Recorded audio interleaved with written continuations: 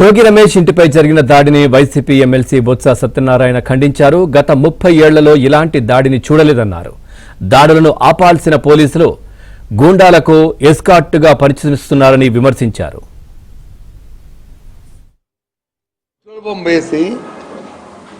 ఒకటి కాదు 2-3 వేసి ఇష్టారాజ్యంగా టీవీలో మనం అందరం చూసాం. కర్రలతో కొట్టడం, వీటితో పడటం టీవీ అందరం చూసాం. ఈ కాగితాలు కాదు, ఈ కాగితాలు కాదు, ప్రత్యక్షంగా టీవీలో చూసాం. మనం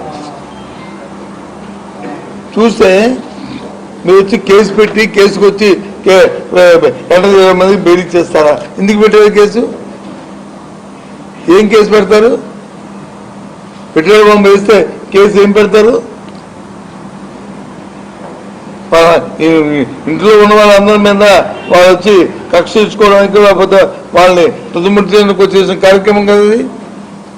అది 304 కదా. 304 సెక్షన్ ఎందుకు పెట్టారు మీరు దాంట్లో? కారణం ఏంటి? పెట్టకంటే ఏదో ముక్కుపుడిగా ఏదో రేపు కోర్టులో పెడతారు కాబట్టి అది చెప్పడానికి నీ ఏంటిది? ఏం చంద్రబాబు నాయుడు గారు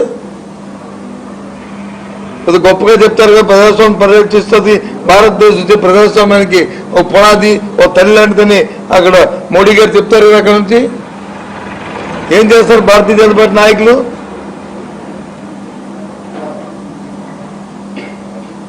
పెద్ద పెద్ద కబుర్లు చెప్తారు కదా డిప్యూటీ సీఎం.